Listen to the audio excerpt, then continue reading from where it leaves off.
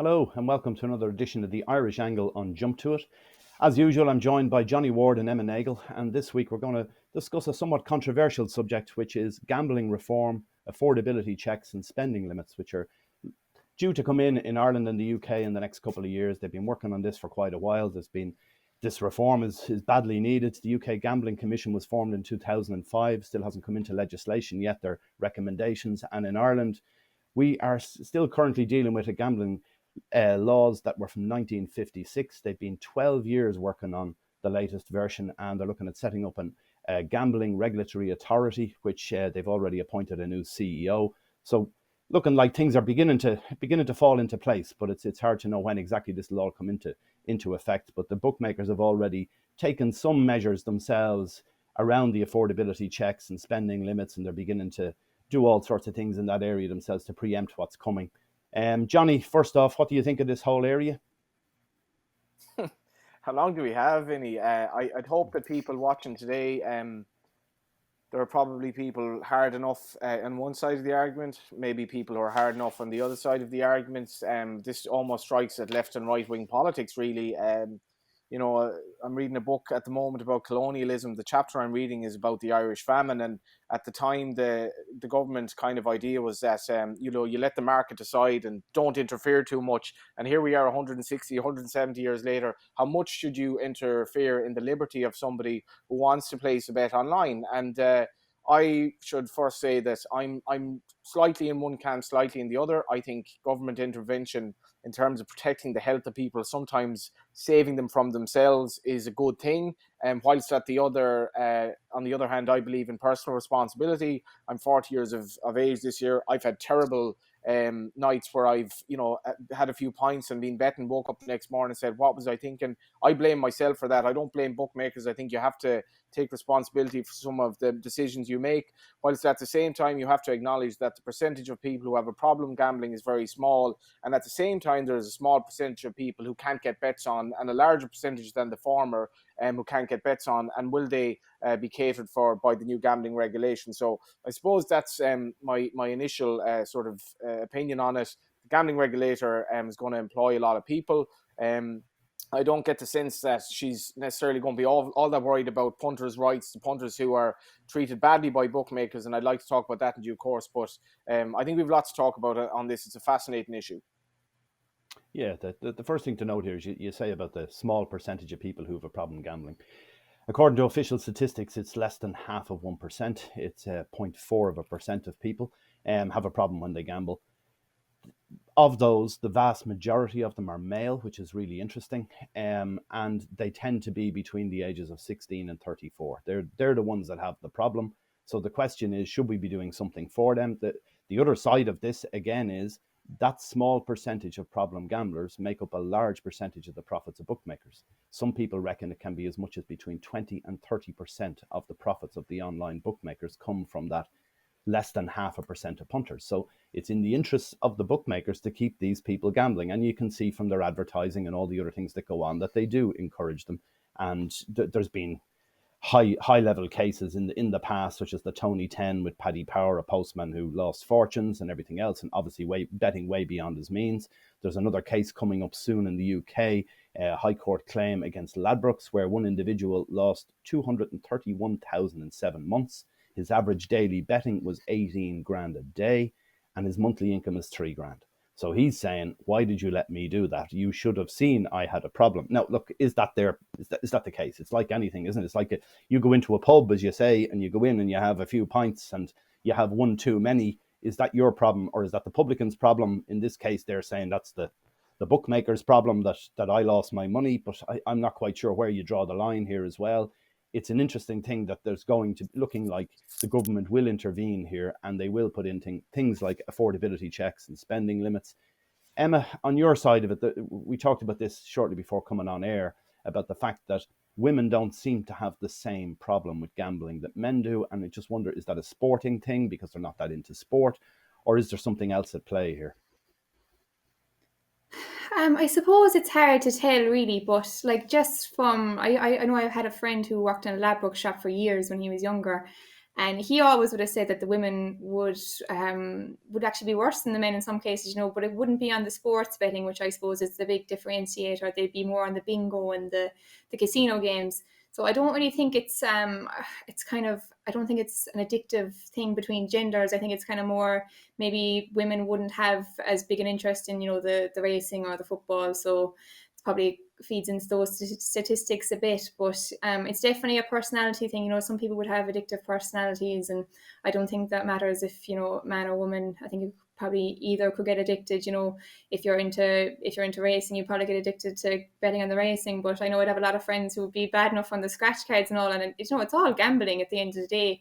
And I think that's probably something that needs to be, when they're looking into reforming the gambling laws, they need to differentiate between, the casino games type of gambling and the sports betting, because, sports betting, it's a hobby for a lot of people, So like it's worrying seeing these kind of regulations that are being put in place. The reaction to them are quite negative, and I think it's going to have a massive effect on the viewership of racing as a whole, because betting on racing it's a hobby for a lot of people. They might throw on a meeting at the weekend, and even if there isn't, even if it's not a great meeting, there isn't a great card, they'll bet away and they'll keep their interest going. And if these people can't easily place their bets, if they can't create accounts with online bookies without very intrusive checks, I think a lot of interest will be lost in the sport. And that's definitely a big worry, I think, with these reforms, because racing and gambling go hand in hand, and you can't have one without the other.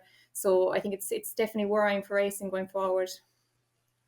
Yeah, that's the thing for horse racing generally, is that it's intrinsically linked to gambling. That's what horse racing is. It's the sport is built around it. The whole every way everything works is built around gambling.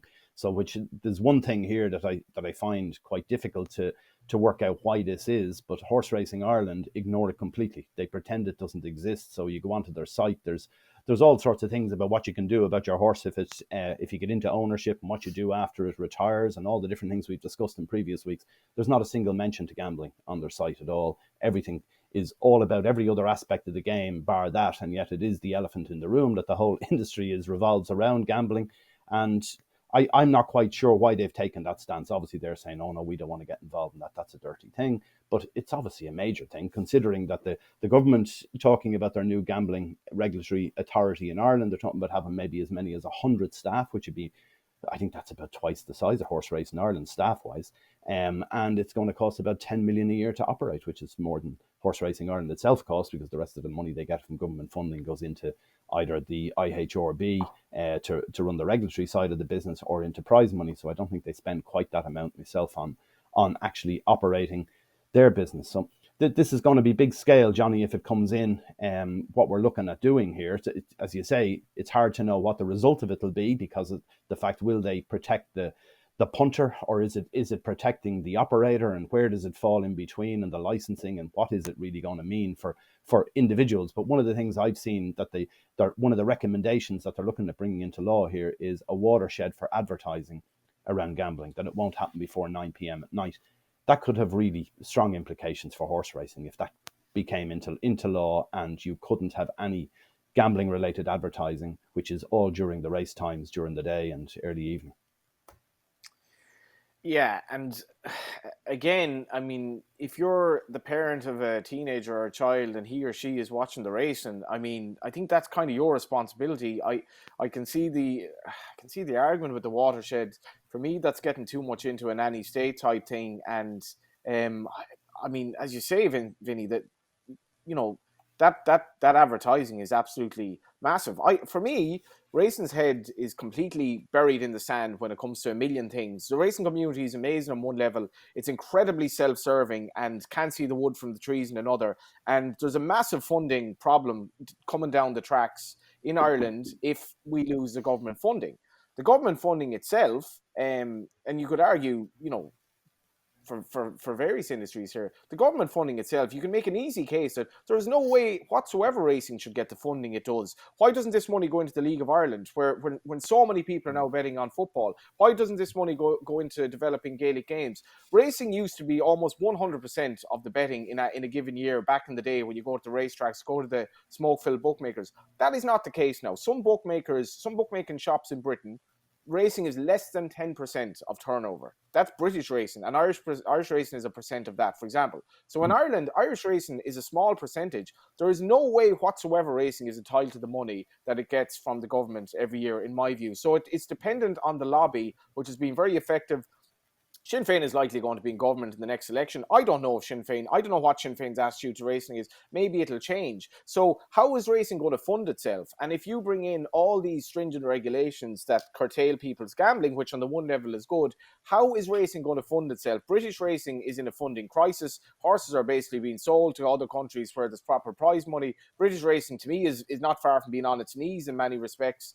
What's Irish racing going to do funding-wise? And this brings us then to how does it monetize gambling on racing, which itself is becoming a smaller part of the pie. And we'll say one MP said to the government in Britain that 90% of customers who were asked to provide documents in terms of affordability declined to do so. I would 100% see that myself. I wouldn't provide my bank statements to anyone. I probably don't even provide them to myself. I'm not going to give them to a bookmaker. So why would you do that? So on the one level, I think it's personal responsibility. But if they are going to try to look after people and problem gamblers and all that, how is racing going to fund itself? So this is a serious issue. And just the last thing I would say on this, if with the gambling regulator, and if it's employing all these people, there needs to be a relationship between a punters group, a punters lobby group that can represent punters and bookmakers, because bookmakers are increasingly going away from human beings. They're going towards models, algorithms, blah, blah, blah. They don't really want to lay bets anymore. They don't really want to, in my view, don't really want to take an opinion on horse racing. But at the same time, you have punters who, when they think they've been wronged, they don't really have anyone to turn to. And it's not a black or white thing. I know that bookmakers have engaged in bad practices.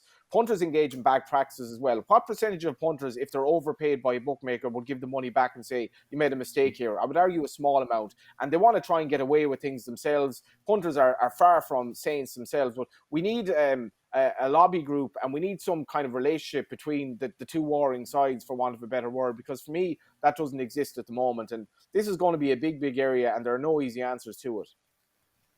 Yeah, well, this is the thing. Like, you talk about the affordability checks. If people aren't willing to give them, this all breaks down, doesn't it? That's the whole point. The whole sport breaks down from a gambling perspective, at least. That if punters won't give their bank statements and everything else to fulfill the affordability checks, they won't have an account, and that's the end of that. So I don't know where this goes. Does it mean then that gambling goes underground and illegal, which it was for many years back in Ireland, when we used to have a 20% off-course tax and a 10% on-course tax? A huge amount of betting went on illegally.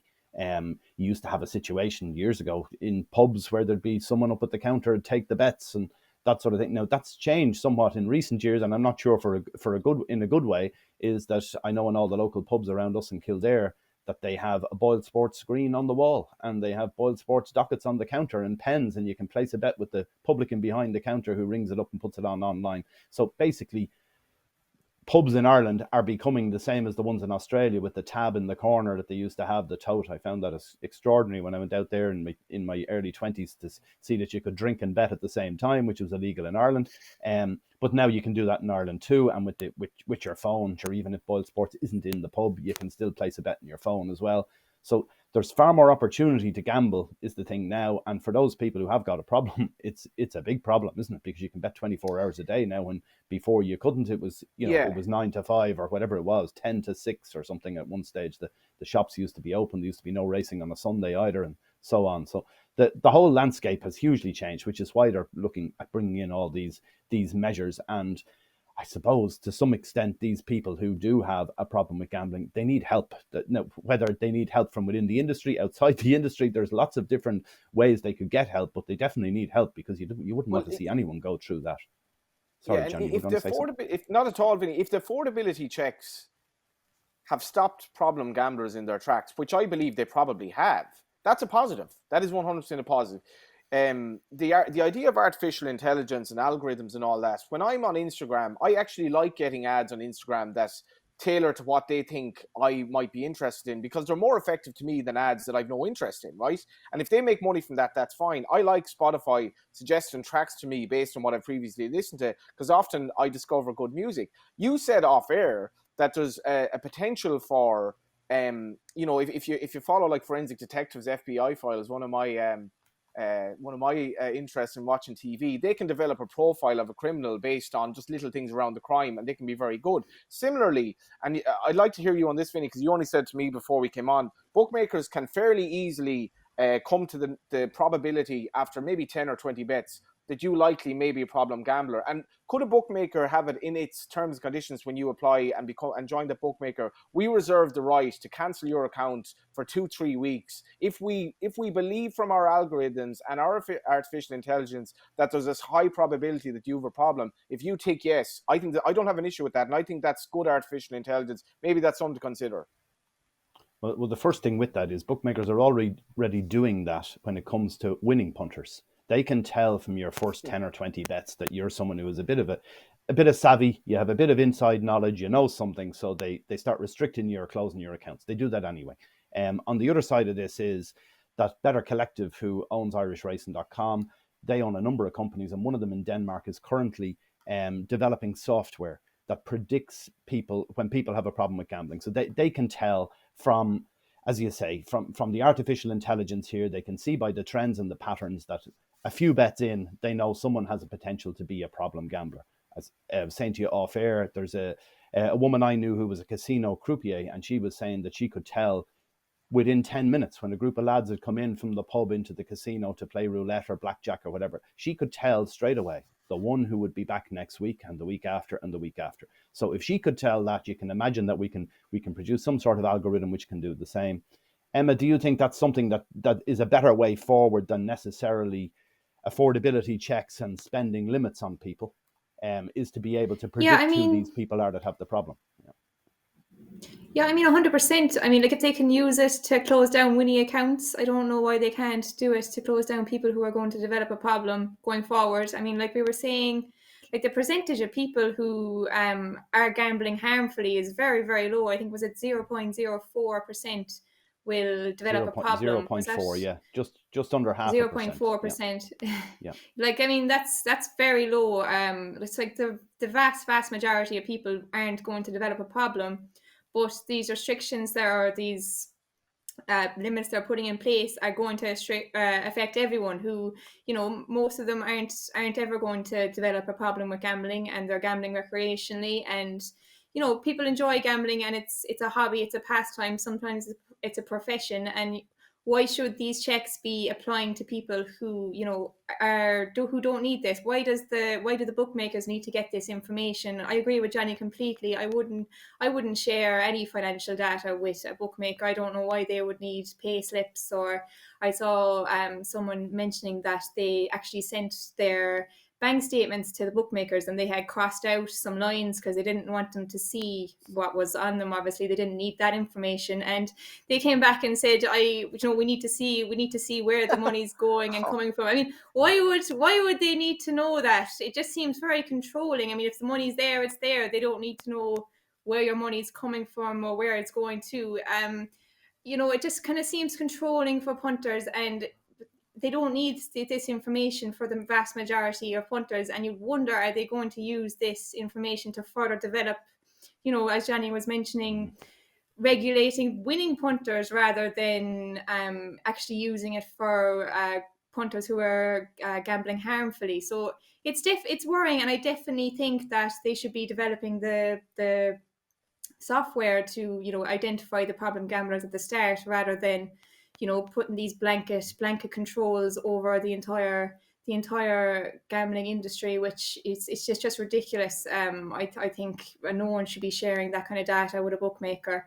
So yeah, 100% I'd be behind the use of developing that software. And say if you mentioned the elephant in the room, Vinny, and say if you're saying 0.4%, now I query that figure myself in the sense of what a problem gambler is. So you're saying 1 in 200. I'd imagine it's higher than that, or at least somebody who would at times display traits, maybe having a few drinks and betting in a manner. We can argue the point there. The other elephant in the room is the 2 to 3% who may make a profit. Right now, if they have no representation and they are basically, as you say, by algorithms, they're shown the door straight away, even if they're behaving in an entirely ethical manner and are just following form, it's really depressing for me to go at 5 o'clock the night before to see everyone having the same opinion on the same race in the 0 to 60 at Dundalk. So who's actually pricing this race? Who's spending time? Who's paying their odds compiler to come up with odds here? And then €5 at 20 to 1 puts the 20s into 10s, right? So are you not allowed to, at least like they do in New South Wales and certain parts of Australia, are you not allowed to be laid a maximum liability? In my view, bookmakers should be compelled, and there's no easy answer to this, but they should be compelled to lay bets, to lay a certain liability to punters, because otherwise, what's the point? I'm not going to advise anyone to play roulette. I'm not going to advise anyone to join a bookmaker if he or she is going to be thrown out straight away because he's making a few quid. Yeah, but the difference, you see, this is why the bookmakers themselves have gone away from horse racing as their primary focus, because it's unpredictable. That's the thing, because they can make a mistake with a price or whatever else, and everyone lumps on or tries to lump on, and they lose money. They can't lose money on roulette. They're guaranteed a percentage return there on all the casino games. The same with soccer. They've it built in. There's 3 options. A home win, an away win, or a draw, and they bet to 110% on it. So they're guaranteed that they will, if they get enough punters in betting on the 3 outcomes, they win 10%, and it's happy days. And that's what they're doing across every other sport with the exception of horse racing. That's why they're pushing all their other games and different things, such as this. The latest one, this is their latest brainchild, is this bet builder on the soccer matches, where they get you to do multiple linked bets on a soccer match. So, you know, a team to have 5 shots on target and score 3 goals and so to get a yellow card and all these sort of things. Again, it's like the from the punting point of view, they don't like punters who just have single bets, because they know that you have a chance of winning with a single bet. When you put them into a multiple, such as your lucky 15s or all those sort of Goliaths and everything else, you reduce the chance of winning. That you basically can I come in on that, almost at 0%. Yeah.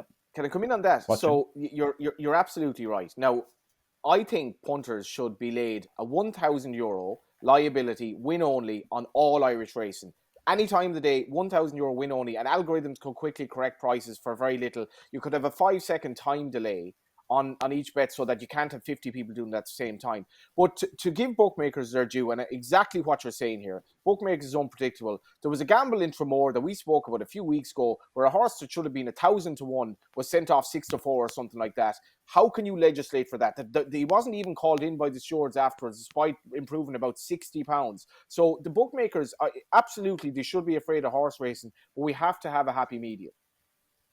Yeah, that's the thing. Just on one other aspect of this, that I don't think we really take into account properly when we talk about gambling, people losing when they're betting on horses and everything else, is, as Emma pointed out earlier, it is a pastime. A lot of people have this as a pastime, and they don't mind the fact that they're going to lose a few quid in the year. They're happy to do that. They back certain numbers, they back names they like, they do whatever they do, and they do it to a small scale, and they have a bit of fun doing it, or they follow a jockey and so on. What we don't look at is that people have lots of other pastimes where they spend a lot of money. Saying there's a guy there, a friend of both of ours, but a good friend of mine, Alan McGee, who works for Press Association. He likes playing golf, and he used to be quite good at it. He's not quite as good now. But I played with him a couple of times recently.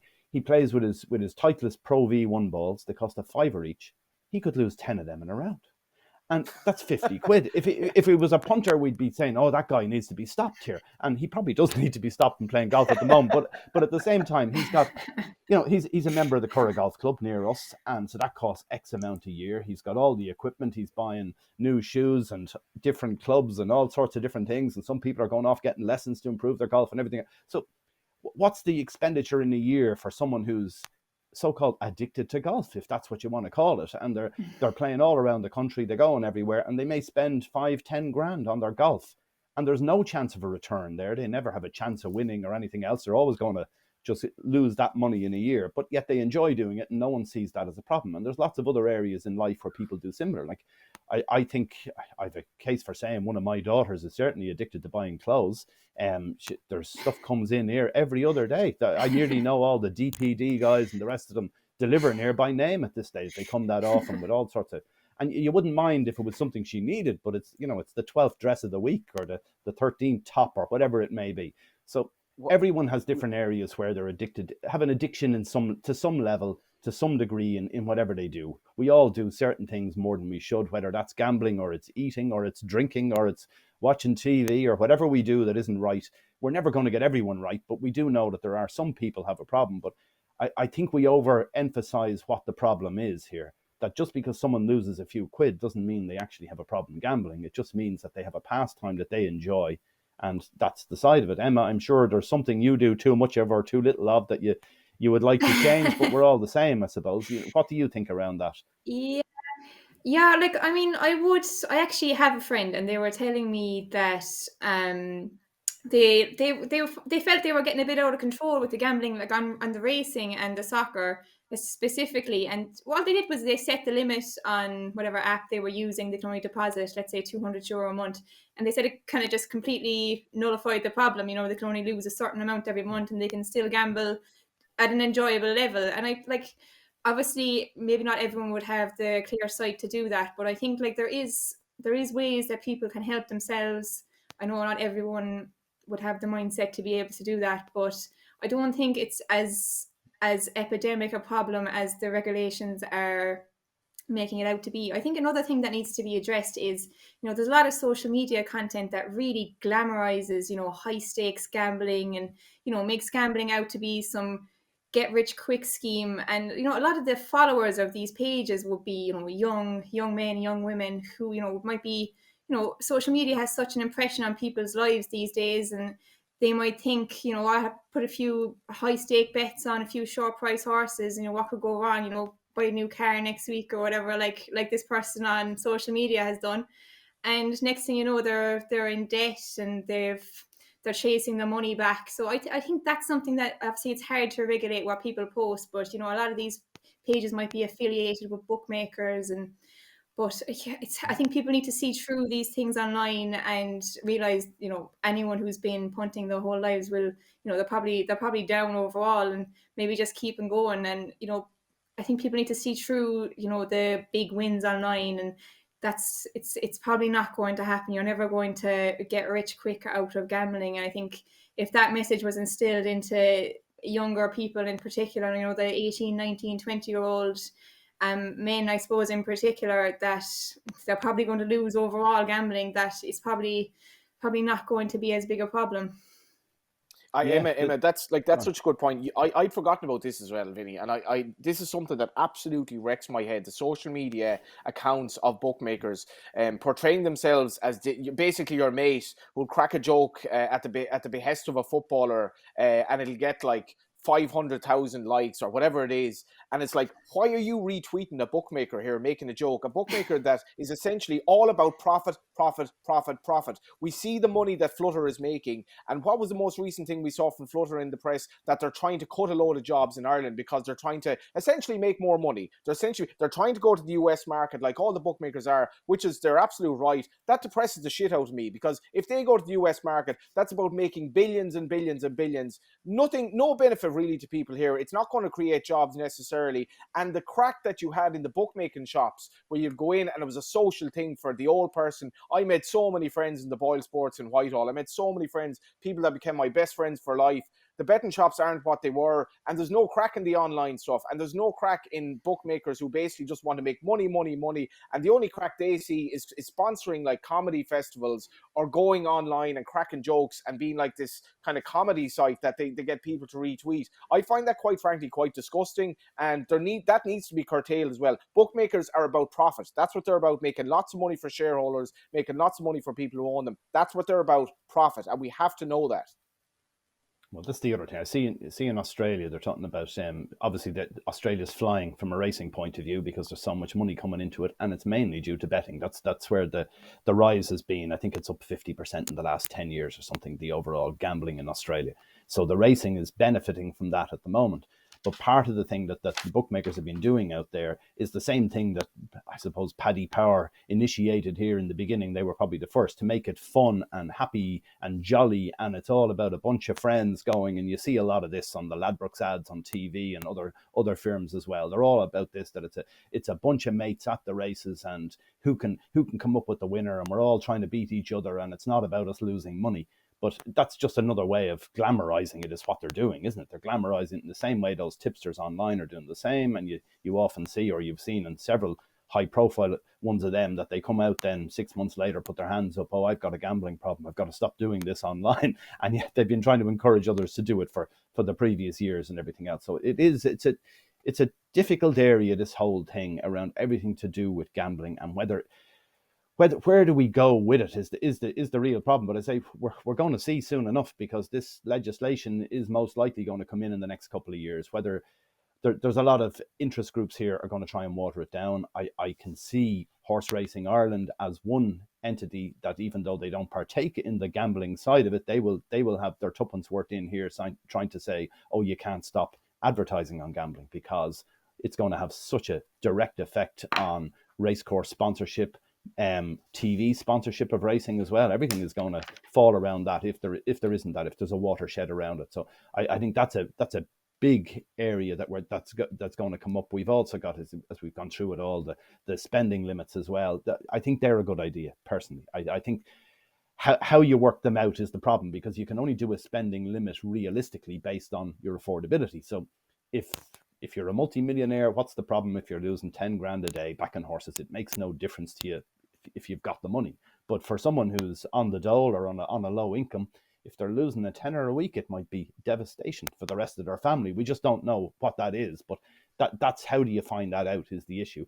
And maybe the better way, as we discussed here earlier, is to say you don't worry about their spending limits or anything else. You just pick out the ones who are going to have a problem, because the other ones aren't necessarily a problem. They might have a blowout every so often where they had a few drinks, had a 20 quid bet on something that they shouldn't have had, and they wake up in the morning with a headache saying, God, I'm not going to do that again, as happens all of us on occasions for different reasons.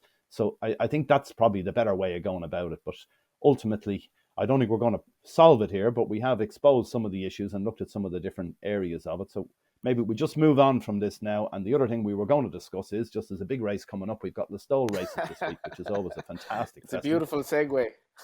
Isn't it just gorgeous? Yeah, I know. I had to get across some way, because we're running out of time here. So the thing with the Kerry National is on. It's on Wednesday. We're recording this on Tuesday at lunchtime, so it's on Wednesday. Should be a great race. We've got 18 runners. It looks like almost a rematch of what we had at the Galway Plate. We've got 11 of the 18 horses that ran in the Galway Plate run here, including the first three home, Hewick, El Barra and Durasso. And then we also have a couple of interesting things around this. That those three horses are the top weights in the race, three top weights, and they're the first three in the betting. Yet, if you look at this race statistically, 7 of the last 10 winners have carried just around 10 stone. So a lightweight seems to be an advantage. The other thing that's a big advantage in this race the last few years, wasn't before, but it is now, 4 of the last 8 winners have been ridden by women, which is astonishing for a major handicap chase in any jurisdiction. It's hard to believe that half of them be ridden by women. But we've only got one female rider this year, the usual one, Rachel rides. So what do you think, Emma? You've had a look at this race.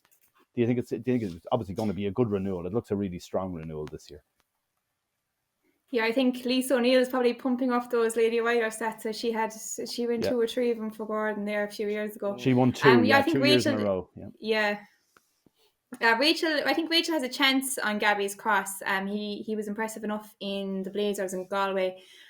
He kind of stole first one there, turning into the straight. But he wouldn't be my major fancy, but I'd say he'd probably be in the mix up, all right. Obviously, Hewick went up plenty for the win in the Galway Plate. I think he's up £8, weighted 163 now.